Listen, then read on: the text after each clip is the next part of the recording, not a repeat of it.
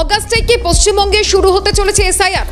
2002 সালের তালিকা, ভোটার তালিকা ইতিমধ্যে প্রকাশ নির্বাচন কমিশনের তরফে ভোটার তালিকা প্রকাশের জল্পনা। 2002 সালকে বেসিয়ার ধরছে কমিশন। বিহারের ক্ষেত্রে 2003 সালকে বেস ধরা হয়েছিল। বাংলার 11টি জেলার 109টি বিধানসভার তালিকা প্রকাশ। ভোটার তালিকা আপলোড করা হচ্ছে ওয়েবসাইটে। ধাপে ধাপে প্রকাশ করার কাজ বাকি। ভোটার তালিকা 2002 সালের তালিকায় নাম থাকা ভোটারদের স্বস্তি। 2002 সালের তালিকায় কি আপনার নাম আছে? কমিশনের ওয়েবসাইটে দেওয়া তালিকা কি বলছে? ক্লিক করুন ceo.westbengal.nic.in ওয়েবসাইটে। একদিকে পশ্চিমবঙ্গে শেষ এসআইআর হয়েছিল 2002 সালে, সেই কারণেই 2002 সালকে বেসিয়ার ধরছে কমিশন। বিহারের ক্ষেত্রে 2003 সালে, অর্থাৎ এই এসআইআর হয়েছিল যেহেতু 2003 সালে, এই 2003 সালকেই বেসিয়ার ধরা হচ্ছে। বাংলার 11টি জেলার 109টি বিধানসভার তালিকা প্রকাশ। ভোটার তালিকা প্রকাশ করা হচ্ছে ওয়েবসাইটে।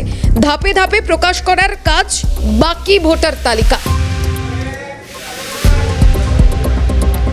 আর এখান থেকে আমরা আলোচনায় যাব আন্তর্জাতিক এই মুহূর্তে রাজনৈতিক বিশ্লেষক রাজাগোপাল ধর চক্রবর্তী রয়েছেন আমাদের সঙ্গে। রাজাগোপাল বাবু, যে বিষয়টা জানতে চাইবো যে 2002 ভোটার তালিকায় যাদের নাম ছিল, এবার কি তাদের স্বস্তি?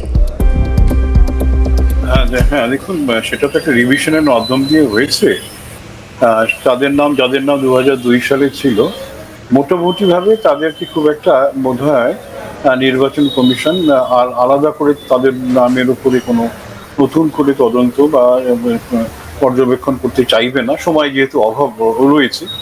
2000 পরের থেকে যে নামগুলো উঠেছে এবং সেটাই নির্বাচন কমিশন বলছে যে 66% বৃদ্ধি পেয়েছে ভোটারের।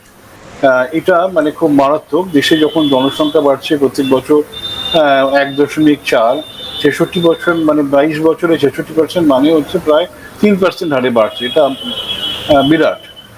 স্বাভাবিকভাবেই বোঝা যাচ্ছে যে ভোটার তালিকায় ব্যাপকভাবে বা 2003 সালের পর থেকেই বা 2002-3 সালের পর থেকেই ব্যাপকভাবে নাম ঢুকেছে। সেই নামগুলো সঠিক কি বেঠিক তারা সেটা দেখবে। বিহারে যেটা দেখা গেছে যে প্রচুর মানুষ মারা গেছে বা স্থানান্তরিত হয়েছে, তাদের বা ভুয়া তথ্য দিয়ে ভোটার লিস্টে নাম লিখেছে, তাদেরকে তারা সরিয়ে দিচ্ছে। পশ্চিমবঙ্গের ক্ষেত্রে কতটা কি করবে এটা এখনো জানা যাচ্ছে না। বিহারে যখন শুরু হয়েছিল সেভাবে প্রতিবাদটা দেখা যায়নি, পরে প্রতিবাদ কিছু হচ্ছে। পশ্চিমবঙ্গে তো শুরুর আগেই প্রতিবাদ। ইলেকশন কমিশন কি থেমে যাবে কিনা জানি না, এটা তাদের আমাদের দেখার ব্যাপার কি হয় আগামী দিনে। তবে তারা যে প্রশ্নটা তুলেছে যে ভোটার তালিকায় যে এত দ্রুত অগ্রগতি, নিঃসন্দেহে সেখানে কোথাও কোথাও ভুল ত্রুটি আছে, সেগুলো সংশোধনের প্রয়োজন আছে এবং সেই দিকেই তারা এগোতে চাইছিল এতকাল, এটাই আমার ধারণা।